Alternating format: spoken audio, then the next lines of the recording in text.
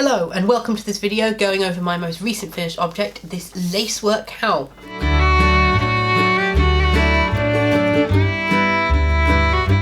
I'm Dusty, this is the Art of Pointy Things, a channel where I go over my adventures in knitting, sewing, embroidery and other similar crafts. So, my most recent finished object knitting is this lacework cowl. We'll start with the pattern. So the pattern is the Twin Flowers cowl by Twin Set Pearl. It was released early this year, and ever since I saw because I am on the email list for her sample knits, she put out a call for sample knitters for this with botanical yarn, and ever since I saw it I wanted to make it. So when the pattern came out, it got added to my make list, and recently I just decided to cast it on. Unfortunately I couldn't use the yarn recommended, which was botanical yarn, hand dyed, one strand of Surrey alpaca, one strand of a worsted weight, hand dyed. We'll go over the yarn choices in a bit. I just want to talk a bit more about the pattern. So it's this knit in the round, it's knit in this direction. I think it does say that you can technically wear it this way up, like the flowers, as you can see, the flowers still work. It doesn't matter which way up you wear it. Knit in the round, ribbed border, and then sort of a reverse stockinette background with the flowers with some yarn over lace detail, shaping, nice funky twisted stitches for the stems and the tops. All in all, I think it's a really pretty pattern. It's a well written pattern as well. It explains any of the sort of unusual, not common stitches you would have to do. It's charted and written out, so it's accessible, however you prefer to work. I prefer written patterns than charted. Sorry. So that was good for me. You may notice pausing for coughing more frequently in this episode. It's not my favourite thing, and most of it is to do with me and not the pattern. The pattern is beautiful, well written, good pattern, solid pattern. Would love to knit more from her. But I have issues, which is mainly to do with the yarn, and we'll go on to the yarn we'll go into the yarn now. So, as I said, it's meant to be knit with hand-dyed botanical yarn. She put out kits for it when she put out the pattern. I don't have the money for that sort of stuff, so I found it cheaper. And that was buying Drops yarn, which is a known very affordable brand. So, you'll notice there's two strands. I used a silk mohair, Drops Kid Silk, which is 75% mohair, 25% silk. This is the colour 16. It was a dark purple. I actually have some of this left over. It's the only one I have left over. Yeah, it's my first time ever working with mohair. I've seen a lot of people use it, and I was really excited to try. So that's sort of what made me want to do this. I kept seeing people work with mohair and say it was absolutely amazing. I've never worked with it before, so I was looking forward to trying it.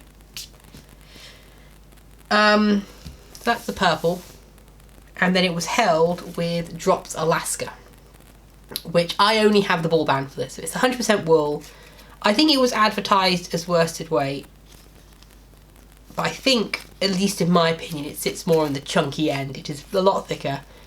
For this, it was 50 grams for 70 meters, which is a lot thicker. I can't remember what the botanical yarn that was used, but I think it was more for like 50 grams, 100 meters more on that end. Potentially, maybe it was more. Definitely wasn't 70. 70 is definitely on the low end. And I did realise that when buying it, don't worry. I did check this before I bought the yarn. And I think I ended up buying, I think it was meant to be 100 grams, and I bought 150 of the yellow, in the knowledge that it might also be short. And my intention was to adjust the pattern to reduce the ribbing, to hopefully get through. I forgot to adjust the ribbing, but I did end up. So you can see here at the top of this flower, there's this twist, but you see it's not there. It is meant to be there, but I was definitely going to run out of yarn, and I did want matching borders, so I ended up cutting off a few rows of the top of the pattern so that I could have the ribbed border. So yeah, it is meant to be slightly longer. I think this is also bigger because I was using a thicker yarn. So mistakes were made, but it's a lot more affordable. I meant to write down the prices I spent and I didn't, so I'll leave it somewhere. It will say how much I spent on this. And honestly, like, there is part, I feel I should say you should support yarn dyes and stuff, especially if you really like their yarns. You know, I am all for supporting small independent companies, however I do not currently have the funds and I wanted to try this, so I did buy drops. I mean, it's 100% wool, so there's that, but yes, so I think I mentioned, so this colour is the deep purple. I don't have any left of this. It was a sort of yellow, bright lemony yellow. I don't have anything like it, unfortunately. But as I said, I did lose yarn chicken. It's just over here. I don't know if you can tell, but if I fold that back, you can see that the cast off edge, which is here, is a subtly different shade of yellow. Because I basically, that's the beginning of the row, that's the length, and it's just the cast off edge. I think it's from there even. And I got to here and I realised I wasn't going to have enough yarn. And there was a part where I was like, rip it back, redo the last row, redo it. And my brain just went, no. Because of the purple, it does dull it enough to make it so it's not so obvious. And when you're wearing it, it's all bunched up anyway, so it's fine. But yeah, you might think yellow and purple, they're a bit of an odd combination to compare mohair. A lot of people use the same colour, or at least the similar shade of mohair, to the yarn to match and give the nice pretty halo. The botanical yarn dyed up set was actually, in my opinion, quite high contrast. I think I probably could have gone for a paler purple than the dark purple. I think it would have worked better, in my opinion, to have a paler purple and the paler yellow.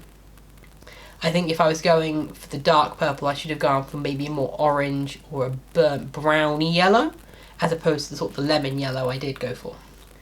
But that's lessons learned. The other lesson learned is, I don't know if you can tell as I'm fiddling with this, I think I might be allergic to mohair, or at least I really do not like working with it, which is unfortunate. I think it does add soft and does add this really pretty halo. I don't know if you can really see the halo, pretty purple halo, and I think it does. You know, I think if I match the colours a bit better, if I use better colours, it would work better. But I really struggle. I can't wear this for two reasons. One, I struggle to breathe when I'm wearing it, which is not fun, and I get really itchy throat and I am coughing all the time. Secondly, around my neck it's scratchy. I don't know if it's the Drops Alaska coming through, because that is a cheaper wool. Cheaper wools tend to be, it's not superwash. I don't think it doesn't say it's superwash. Doesn't even give washing instructions. So they're the washing instructions. Hand wash, don't tumble dry, so it's definitely not superwash. Yeah. So it might be that, but I can't wear this because it's scratchy. And it's so annoying because it's so pretty, and you know, the colours aren't perfect, but I do think they work, and I do like it, and I would wear it, but I just can't. Between the not being really able to breathe and having constant coughing when I'm wearing it, and the scratchiness against my neck and face, I can't wear it. So it's probably going to become a Christmas gift for somebody. I would say my mother, but I have like 20 million things that I've made for her. And I don't think it's really my dad's style, or my brother's. I mean, maybe my brother could pull it off, but he hates scarves, so he probably wouldn't want this anyway. But yeah, it's so annoying, and it's sort of why I like the look of it, and I think it's a very pretty piece of art in that sort of sense, but I can't wear it. So I think mohair's off the list for me. I don't know if you can hear, I feel like I'm getting croakier the more I talk of this, so that's not fun. But good pattern. Recommend the pattern. I might knit it again just without the mohair, and maybe with a thinner yarn. So I don't know if I mentioned, so this was one ball of Drops Kid Silk, which is 50 grams.